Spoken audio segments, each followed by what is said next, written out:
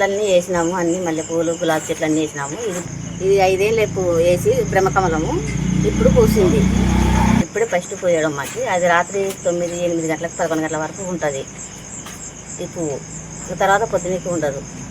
ఉంది పూసినందుకు అందరికి చెప్పుకున్నాము మేము. కానీ పూజలు చేసి అందరికీ చాలా సంతోషంగా ఉంది. అందరికి చెప్పినాము, అందరు బాగుంది పూసింది అని చూసిపోతున్నారు అందరికి.